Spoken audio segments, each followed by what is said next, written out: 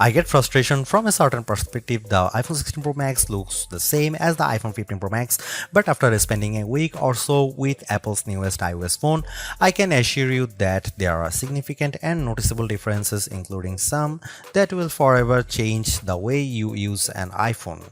First, this phone is bigger. The titanium body is slightly larger and 6 grams heavier than the iPhone 15 Pro Max. The screen is a hair's breadth away from 7 inches, but the Super Retina XDR OLED screen is larger not just because of the chassis. Apple slimmed down the bezels on the iPhone 16 Pro and Pro Max to give you a giant 6.9-inch canvas of bright, colorful pixels. The other major difference is a new button on the right side below the power or sleep or Siri button. Apple would prefer that we do not call it a button, though it is in part 1. You can press the recessed camera control button down and it moves, but it also has a haptic response that makes light presses feel like the button is moving. It even includes gesture recognition.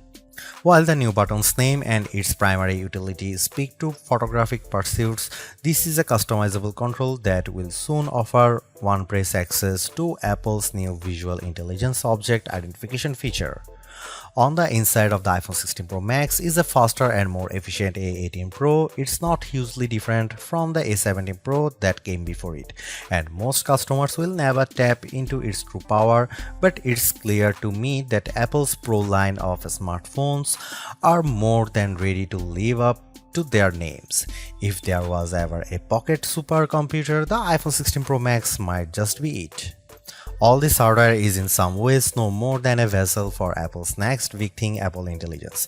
However, Apple's own take on AI is also the greatest source of frustration, as it's far from complete. In fact, early iPhone 16 customers won't see much of it at all unless they install an iOS beta. Features like writing tools, a prettier and somewhat smarter Siri, summaries of long emails, and Photos updates, such as creating your own memories based on a prompt, should show up soon after the iPhone 16 Pro Max starts shipping, but other features are essentially to come. There is no image generation, Genemojis, ChatGPT integration, or support for languages other than English, and Siri has yet to display any of its existing personal context capabilities, which might be Apple's secret weapon when it comes to winning the AI battle. Siri with Apple Intelligence will eventually be able to use what it knows about you from all your information on the phone to better help you get answers and get things done. All of this might show up this year or it might be next year, and that fact puts a little damper on my iPhone 16 Pro Max enthusiasm. If you are not buying this new iPhone for Apple Intelligence, then allow me to direct your attention to the formidable camera array. While it's not entirely new, there is a new and faster sensor behind the 48 megapixel main fusion camera, and the ultrawide makes a leap from 12 megapixel to 48 megapixel. The 5x optical zoom is mostly unchanged, as is the 12 megapixel true depth selfie camera. There are, however, myriad new imaging and even audio tricks that I'm certain every iPhone 16 Pro Max owners will love. There's 4K 120fps videography that can, via a new speed tool, be stopped down in increments to give your videos a truly cinematic feel. There are also new audio mix tools that, in certain environments, can add studio quality to audio that wasn't captured with a microphone. Apple has also added some new image styles and undertone controls that I'm not sure will get as much use as Apple would prefer. If you are asked to me, the choice between the base iPhone 16 and the iPhone 16 Pro Max is simple. You gain a ProMotion display, a 5x zoom camera, and Apple's most powerful mobile chip. The differences between the iPhone 16 Pro and 16 Pro Max, however, are more subtle this year. There's the screen size, 6.3 versus 6.9 inches, and the battery size, which results in at least an hour of extra battery life, and that's essentially it. The 5x Tetra Prism lens is now on both phones. Perhaps the only other notable difference is that iPhone 16 Pro starts with only 128GB of storage. In short, I love the iPhone 16 Pro Max. It's big, powerful, and for everything. Yes, I was playing a console level game on it using an Xbox controller because I can. It takes lovely photos that, even if you choose not to try out, the new styles and undertones are clear and color accurate.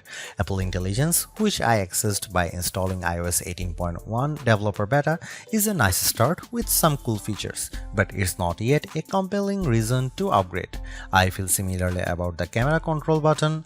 Don't get me wrong, I like the new button and I think it's full of untapped potential, but there's almost a bit of competition now between the 1-year-old action button and this new, arguably more sophisticated one. Those who buy any of the new iPhone 16 models will probably get a lot of use out of the camera control button and wonder how they used their iPhone without it. In the meantime, the action button might sit unused until Apple eventually shows it the door. The iPhone 16 Pro Max was announced at the Apple Glow Time event on September 9, 2024 and it's shipping from September 20. This is a larger phone with more screen, more power, AI and a brand new camera control button, but it still costs the same as last year's iPhone 15 Pro Max in the US and UK. It's actually a little cheaper in Australia. I'm not arguing that $1,199 for a 256GB iPhone is cheap, but at least Apple didn't raise any price hike by $100. Apple also made a point at this year's iPhone 16 launch event of talking about some big trade-in deals. Its point, I think, was that you probably won't be paying full price for these phones. The virtually identical iPhone 16 Pro costs $999 but starts with half the storage space. If you like big screens and want a reasonable amount of storage for all that 4K 120fps video, you probably want to choose the iPhone 16 Pro Max.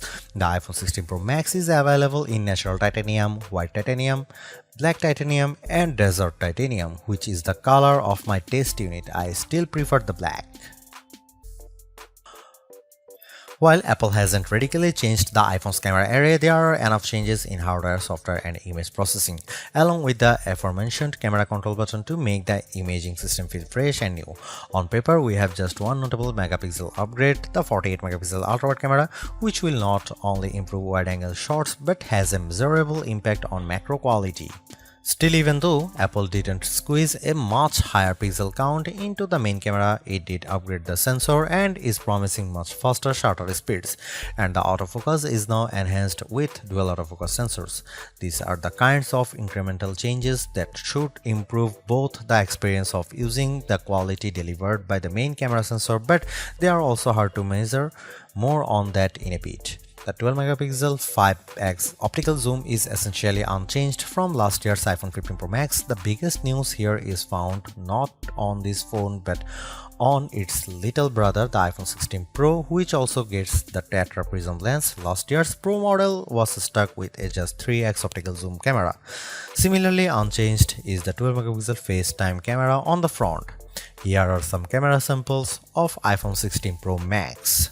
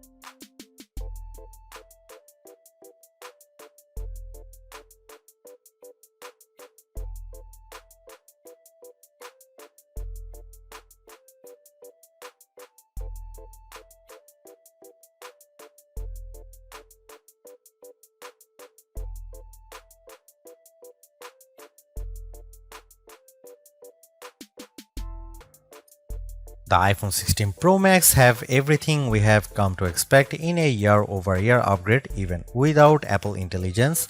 The 6.9-inch iPhone 16 Pro Max have a slew of upgrades including a good battery life, outstanding photo and video chops and iOS 18. The iPhone 16 Pro Max are excellent phones worthy of a spot in your pocket if you can afford them.